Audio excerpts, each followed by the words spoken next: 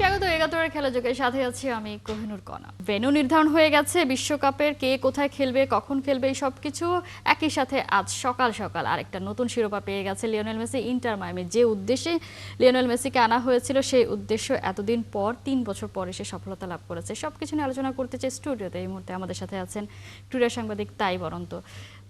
শুভ সকাল। একটা সুন্দর দিন, মানে লিওনেল মেসি খেলবে, ফাইনাল ম্যাচ, ট্রফি জিতবে, এটাই মনে হচ্ছে এখন নিউ নর্মাল হয়ে গেছে। ইন্টার মায়ামির MLS কাপ এতদিন পরে এসে জিততে পেরেছে এবং আমরা দেখেছি ডেভিড বেকহাম যেভাবে তাকে হাগ করছিলেন, মানে প্রত্যেকে যেভাবে সেলিব্রেট করছিলেন, মনে হচ্ছিল এটার অপেক্ষাতেই ছিল, মানে বিশ্বকাপের ঠিক আগে আগে আরেকটা শিরোপা। কিভাবে আসলে মূল্যায়ন করবে? না, শুভ সকাল কণা। নিঃসন্দেহে মেসির ফাইনালে, মানে আমরা তো এক্সপেক্ট করি মেসি গোল করবেন, তো সেই এক্সপেকটেশনসটা ফুলফিল হয়নি। কিন্তু যে অপোনেন্টের সাথে খেলা, তাদেরকে যদি দেখেন যে তাদের সাথে লাস্ট কনকাকাফ সেমিফাইনালে দুটো ম্যাচই তারা হেরেছে এবং ভ্যানকুভার হোয়াইট ক্যাপসের এগেনস্টে রিসেন্ট পারফরমেন্স ভালো না, দুটো ম্যাচই তাদের রীতিমতো উড়িয়ে দিয়েছে ভ্যানকুভার্স, সম্ভবত 3-1 আর 2-0। সো ওই জায়গা থেকে আমার কাছে মনে হচ্ছে ফাইনালের আগে ফুটবলে, ক্রিকেটে না হলেও ফুটবলে এই ধরনের পরিসংখ্যান কিন্তু একটা বড় ফ্যাক্টর হয়ে দাঁড়ায়, যে লাস্ট 5টা ম্যাচে কি হয়েছে, লাস্ট দুটো ম্যাচে কি হয়েছে। ওই জায়গা থেকে আমার মনে হয়েছে যে ভ্যানকুভার হয়তো একটা প্রতিরোধ করতে পারে। থমাস মুলার রয়েছেন, মুলার কালকে মানে গত রাতের খেলাতে সব মিলে শটই নিয়েছেন দুটো। সো বোঝাই যায় যে ইন্টার মায়ামির ডিফেন্স লাইন অনেক শক্ত ছিল এবং জর্ডি আলবা, সার্জিও বুস্কেটসের লাস্ট ম্যাচ ছিল। সো এটা একটা ট্রিবিউটও বলতে পারেন, যে মেসির পক্ষ থেকে একটা ট্রিবিউট, যে মেসি চেয়েছেন যে তার কতদিনের সতীর্থ, তাই না? মানে 10 বছর একসাথে মানুষ থাকলেই তো দীর্ঘদিনের ভালোবাসা। সেখানে 12-13 বছর তারা একসাথে খেলেছেন, বার্সেলোনা থেকে শুরু, সেই জার্নিটা তারা ইউএস পর্যন্ত নিয়ে এসেছেন। তো সেই জায়গা থেকে ফার্স্ট হাফটা আমার কাছে মনে হচ্ছে ইন্টার মায়ামি একটু শেকি, যদিও তারা আত্মঘাতী গোলটা পেয়েছে এবং সেই গোলটাতেও দুই আর্জেন্টাইনের, তাদেও এবং রদ্রিগো পলের তাদের মানে যোগদানে গোলটা হয়েছে। এরপরে আমার মনে হয় সেকেন্ড হাফে আফটার 60 মিনিটস, মানে যখন ম্যাচটা 1-1 ছিল, এরপর থেকে মনে হচ্ছে যে ইট ওয়াজ লাইক মেসিময়। তো মেসির প্রেজেন্সটা আসলে এটাই একটা বড় খেলোয়াড়ের, আমি মনে করি যে সে যে বড় খেলোয়াড়, তার পরিচয়টা হচ্ছে যে আপনি এতগুলো তারার মাঝে আপনি কিন্তু নিভু নিভু জ্বলবেন এবং একটা সময় গিয়ে আপনি স্পটলাইটে পরিণত হবেন। সো মেসি ওয়াজ দ্যাট, দুটো গোলেই তার অ্যাসিস্ট এবং সব কিছু মিলিয়ে আপনি উনি 26টা সুপার কাপের হিসাব যদি বাদ দেন, 26টা ফাইনাল খেলেছেন, 18টাতে শিরোপা জিতেছেন, এর মধ্যে 17-18টা অ্যাসিস্টই করেছেন ফাইনালে। সো এইগুলো আসলে মানে এসব স্ট্যাট মেসিকে আরও বেশি মেসিময় করে তোলে এবং আমি মনে করি যে বিশ্বকাপের দামাও বাড়ছে, তাদের ফিক্সচার রেডি হয়ে গেছে, মেসি এখন জানেন যে আর্জেন্টিনা কোথায় কোথায় খেলবে। সো এই সময় এরকম একটা শিরোপা, যে শিরোপাটা জিততে তিনি এসেছিলেন MLS এবং আপনি বেকহামের কথা বলছিলেন, তিনি one of the owners. So বেকহামও বেসিক্যালি তাকে নিয়ে এসেছেন যে মেসিকে দিয়ে যদি একটা কাপ তুলতে পারি তাহলে হয়তো স্পন্সরশিপ আরও বাড়বে। সো সেই জায়গাটা তার কাজের জায়গাটা বাড়লো এবং মেসি ফাইনালি ইন্টার মায়ামিকে সেই শিরোপাটা এনে দিলেন, যেটা প্রয়োজন ছিল।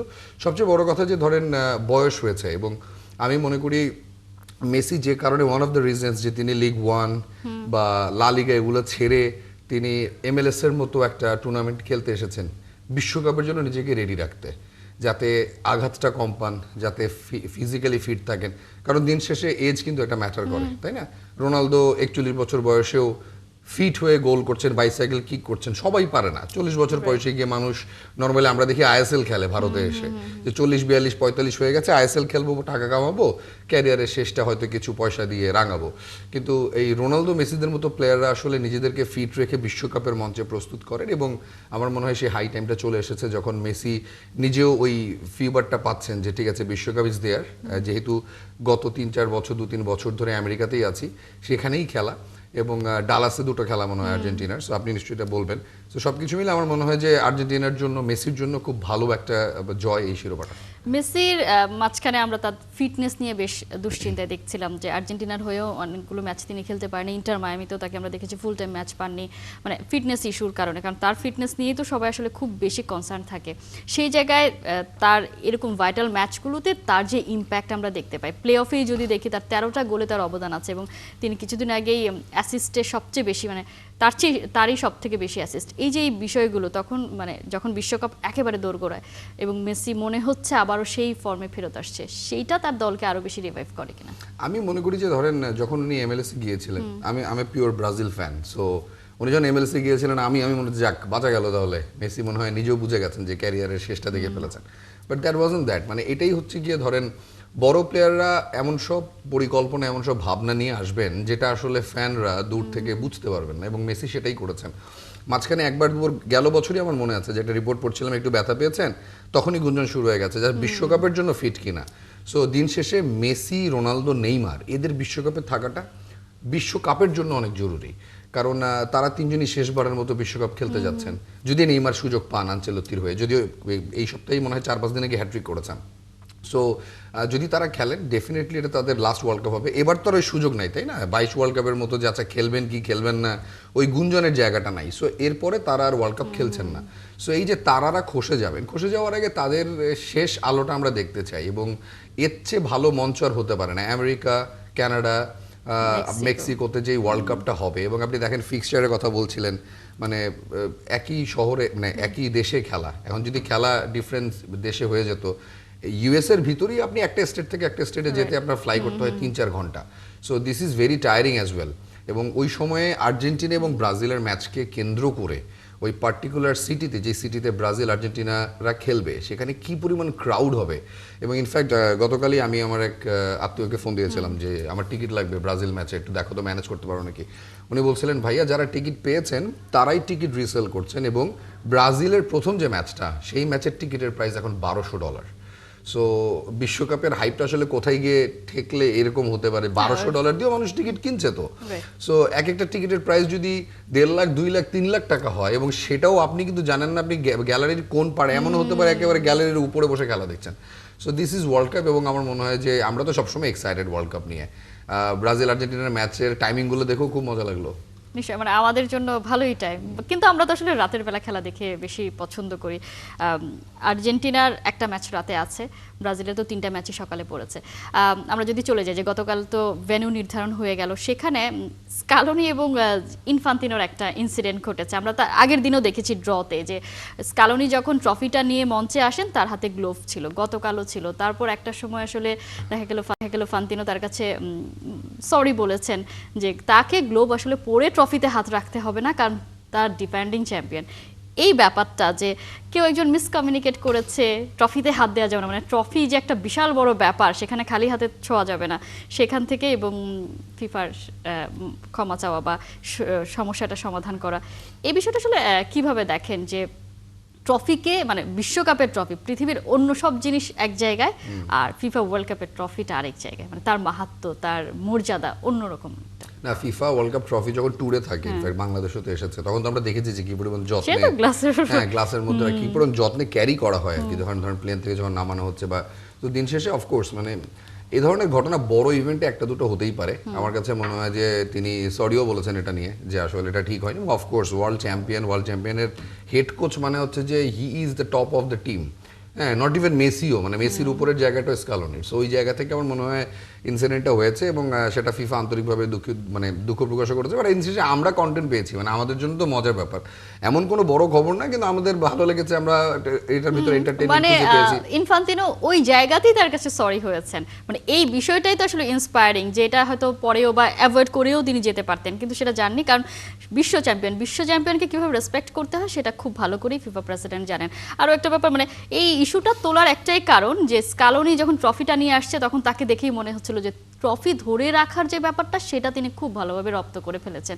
এর আগে আমরা দেখেছি ব্যাক টু ব্যাক কোপা জয়, এরপরে বিশ্বকাপ, এবং এখনো তারা যে ফর্মটা ধরে রেখেছে সবকিছু মিলিয়ে আর্জেন্টিনা ইজ ফ্লাইং, মানে কমপ্লিটলি। আপনি লাস্ট ওয়ার্ল্ড কাপ থেকে দেখেন, ওই যে সৌদি আরবের সাথে ওই হারটার পর থেকে they are completely in a different ball game. মানে দেখলে মনে হয় যে মানে this is not the team we use to C.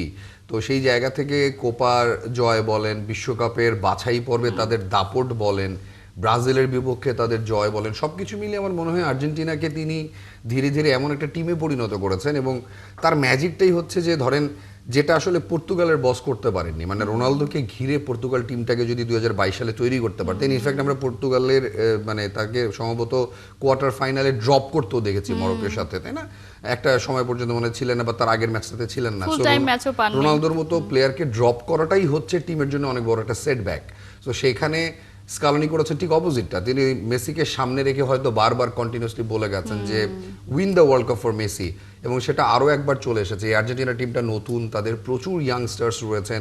গেল 4 বছরে তিনি খুঁজে খুঁজে বের করেছেন কাদেরকে খেলাবেন কাদেরকে খেলাবেন না, এবং আমি মনে করি এবারের বিশ্বকাপের একদম টপ 4-5টা কন্টেন্ডারের মধ্যে আর্জেন্টিনাকে আপনার রাখতেই হবে, নট ইভেন ব্রাজিল। মানে আপনি যদি বলেন ব্রাজিল আর্জেন্টিনার মধ্যে কে এগিয়ে, আমি মনে আর্জেন্টিনাকে অনেকটা এগিয়ে দুঃখ রাখবো। নিয়ে এই কথাটা বলছেন। হ্যাঁ, দুঃখ নিয়েই বলছি। মানে আশা করি আনচেলত্তি হয় কি, আমাকে আপনি যদি বলেন যে আপনার চোখে সেরা একেবারে সেরা কোচ কে পৃথিবীর, আমি আনচেলত্তি বলবো, because I use to follow Real Madrid a lot, এবং রিয়াল মাদ্রিদকে তিনি অনেক সাফল্য এনে দিয়েছেন। তিনি ব্রাজিল টিমে আসার পরে কিন্তু ব্রাজিল টিমের একটু মানে তাদের গেম ধরনটা পাল্টেছে, তাদের স্টাইল পাল্টেছে, প্রেসিং পাল্টেছে। ব্রাজিল ইনফ্যাক্ট ব্রাজিলের রিসেন্ট একটা গোল দেখছিলাম যে সুপার পাস, মানে এত ফাস্ট পাস এবং সেখান থেকে ফিনিশ করা, তো সব কিছু মিলিয়ে আনচেলত্তি আসার পরে ব্রাজিলকে অনেক ডিফারেন্ট লাগে। তারপরও আমার মেসির আর্জেন্টিনাকে এগিয়ে রাখতে হবে, কারণ মেসির আর্জেন্টিনা খুব ভালো রানে রয়েছে, এবং মেসির আর্জেন্টিনার গ্রুপ পর্বটাও তাদের জন্য আমার মনে হয় খুব কমফোর্টেবল হবে, এবং সেখান থেকে আমার মনে হয় কোয়ার্টার ফাইনালের আগ পর্যন্ত there is no big game for Argentina. বলা হচ্ছে আর্জেন্টিনা একটু সুবিধা পেয়েছে ভেন্যুতেও, কারণ তারা 2টা ম্যাচ খেলবে ডালাসে। এটা কি আসলে সুবিধা দেওয়ার কোনো ব্যাপার থাকে, মানে ফিফা কি চাইলে পারে নাকি এরকম? না না, ফিফা চাইলেই এরকম পারে না। আর্জেন্টিনা তো প্রচুর গোল পেনাল্টি থেকে করে, এরকম কথাও তো ব্রাজিল ফ্যানরা বলে, আমি শুনেছি। তো আমার মনে হয় যে না, আপনি বলেন না? আমিও বলি, আমি আসলে টক শোতে বলতে পারছি না, আমিও এসব বলি বাইরে। তো আমার মনে হয় যে হ্যাঁ, এই ধরনের কোনো সুবিধা ফিফার আইসিসির ক্ষেত্রে যেমন একটা বিশেষ দেশ প্রচুর সুবিধা পায়, এবং সেই সুবিধাগুলো তারা প্রকাশ্যেই নেয় আর কি, কিন্তু না, এটা ফিফা কখনোই করবে না, এবং এটা আর্জেন্টিনার জন্য খুব ভালো হয়েছে। তবে আমার মনে হয় সবচেয়ে ভালো হয়েছে বাংলাদেশি দর্শকদের জন্য। আপনি আর্জেন্টিনার ম্যাচ টাইমিংগুলো যদি দেখেন, রাত 11টা সকাল 8টা, মানে আপনি আর্জেন্টিনার খেলা দেখে আর্জেন্টিনার জয় নিয়ে মানে সুখ স্বপ্ন নিয়ে ঘুমোতে যাবেন, এবং ঘুম থেকে উঠে সকাল 8টায় আবার মুড়ি মাখাতে মাখাতে খেলা দেখবেন। ব্রাজিলের জন্য ইটস ভেরি ডিফিকাল্ট। ভোর 4টার সময় জেগে থেকে খেলা দেখে সকাল 6টা-7টার সময় ঘুমানো কিন্তু ব্রাজিল ফ্যানদের জন্য আসলে সময়টাই খুব খারাপ। সময়টা খুব খারাপ, কিন্তু আসলে কি যতটা টেনশন করা হচ্ছে ততটা টেনশনের কি ব্যাপার আছে? না, এখন ডিপেন্ড করছে যে এই লাস্ট 4-5 মাসে আনচেলত্তি কিভাবে ব্রাজিলকে গড়ে তুলেন। আনচেলত্তির হাতে প্রচুর অপশনস রয়েছে। সমস্যা ছিল যে আগের যিনি কোচ ছিলেন তিনি লম্বা সময় হাতে পেলেও দলটাকে দল হিসেবে তৈরি করতে পারেননি। হয় কি, যখন আপনার এতগুলো তারকা ফুটবলার পৃথিবীর বিভিন্ন লিগে খেলেন এবং ভিন্ন ভিন্ন দলে খেলেন, এদেরকে যখন আপনার এক করতে হয়, হয়তো খেলা নেক্সট উইকে ধরেন 4-5 দিন পরে আপনি তার 7 দিন আগে দলটা দিয়েছেন, এই দলটা এসে বসলো, হোটেলে চেক ইন করলো, পরের দিন সকাল থেকে প্র্যাকটিস শুরু, আপনি খুব অল্প সময় পান, এবং এই ধরনের হাই কোয়ালিটি প্লেয়ারদেরকে আপনার নতুন করে শেখানোর কিছু নাই। সবচেয়ে ইম্পর্টেন্ট হচ্ছে জেলটা করানো। সেই জেলটা আনচেলত্তি কতটা স্মার্টলি করতে পারছেন সেটার উপর ডিপেন্ড করছে ব্রাজিল কেমন করবে। আমার মনে হয় ফিফা ওয়ার্ল্ড কাপের আগে ব্রাজিলের কিছু গেম টাইম থাকবে, কয়েকটা ম্যাচ তারা খেলবে, এই ম্যাচগুলোর উপর আনচেলত্তি হয়তো তার ফরমেশনটা ঠিক করবেন, আদৌ নেইমারকে খেলাবেন কিনা সেটা এই ঠিক প্রশ্নটা করবেন। আসলে করতে চাচ্ছিলাম বারবার থামে, যে তাকে কিন্তু এখনো তিনি নেইমার ইস্যুতে কিন্তু সেভাবে তিনি খোলাসা করছেন না কোনো কিছু, এবং বোঝা যাচ্ছে যে তিনি আসলে নেইমার যদি ফিট না থাকে কোনোভাবেই স্কোয়াডে জায়গা পাবেন না, এইটুকু আন্দাজ করা যাচ্ছে। সেই সিদ্ধান্তটাকে আসলে নেওয়া ঠিক হবে, মানে নেইমারকে বাদ দিয়ে, বা নেইমার ইস্যুতে আসলে স্ট্যান্ডটা কেমন হওয়া উচিত? না, ইটস এ বিগ কল। প্রথমত হচ্ছে যে ধরেন নেইমারের মতো প্লেয়াররা যখন দলে আসবেন কি আসবেন না, এই চাপটা গণমাধ্যম থেকে, ফ্যান থেকে বারবার আসতে থাকে, তখন কোথাও না কোথাও কোচের একটা মনস্তাত্ত্বিক জায়গায় একটা চাপ তৈরি হয়। সেই চাপটাকে আনচেলত্তি জয় করতে হবে। সবচেয়ে বড় কথা, নেইমারের নিজেকে প্রমাণ করতে হবে। Neymar one of those players যারা সারাক্ষণ ইনজুরিতে পড়তে থাকেন। আপনি নেইমারকে নিয়ে, হ্যাঁ, আপনি নেইমারকে নিয়ে সারাক্ষণ চোটের কোনো না কোনো খবর কিন্তু পাবেন। আপনি দেখেন নেইমার ফাইনালি যে হ্যাট্রিকটা করলো লাস্ট উইকে, সেই হ্যাট্রিকের মধ্যে বলা হলো চোট নিয়ে হ্যাট্রিক করেছেন নেইমার। হ্যাঁ, তার তো খেলারই কথা ছিল না। হ্যাঁ, সো এই সব জায়গা থেকে মিলে যে নিজেকে ফিট রাখাটা, একটা কোচ কেন এমন একটা প্লেয়ারকে সাথে করে নিয়ে যাবেন যিনি ইনজুরি প্রবণ, এবং যার ইনজুরি রয়েছে, যিনি বিশ্বকাপে গিয়ে আবার ইনজুরিতে পড়তে কিন্তু পারেন। ডাগ আউটে বসে বেঞ্চে বসে থাকাও তো নেইমার, মানে I strongly want to see Neymar যে বসে আছেন ব্রাজিলের বেঞ্চে। আপনি যদি আমাকে ব্রাজিলের হেড কোচ করে দেন, আমি তো সবার আগে নেইমারের নামটাই লিখবো। কিন্তু হ্যাঁ, দিস ইজ মানে আনচেলত্তি, এবং অনেক বড় কল তাদের জন্য। আমার মনে হয় যে নেইমার নিজেকে ফিট রাখেন। বিশ্বকাপের আমি জানি না সর্বশেষ ডেট কবে বিশ্বকাপের দল ঘোষণার, বাট সেই দলটা যখন ঘোষণা করা হবে তার আগে যেন নিজেকে ফিট রেখে, যে হ্যাট্রিক করেছেন এরকম একটা দুটো গোল যদি নিয়মিত মানে অন অ্যান্ড অফ করতে থাকেন, তাহলে নেইমারকে আমি অবশ্যই দেখতে চাই। এবং আপনাকে যেটা বলছিলাম যে নেইমার, রোনালদো, মেসি তিনজনেরই লাস্ট ওয়ার্ল্ড কাপ হওয়ার কথা এটা, সো আমি চাই তিনজনই খেলুক এবং বিশ্বকাপটা আলোময় করুক। নেইমারের খেলা সবসময় দেখতে খুবই এন্টারটেইনিং মনে হয়। লাস্ট ওয়ার্ল্ড কাপে যে ম্যাচটাতে আসলে তিনি ইনজুরিতে পড়েছিলেন, সেই ম্যাচটাতেও মনে হচ্ছিল এই নেইমার আসলে থাকলে হয়তো অনেক কিছু হতো, বা তার খেলা দেখলেই আসলে ভালো লাগে। ব্যাপারটা হচ্ছে এরকম। 33 বছর মাত্র বয়স। মেসি রোনালদোদের তো তাও বয়স হয়েছে।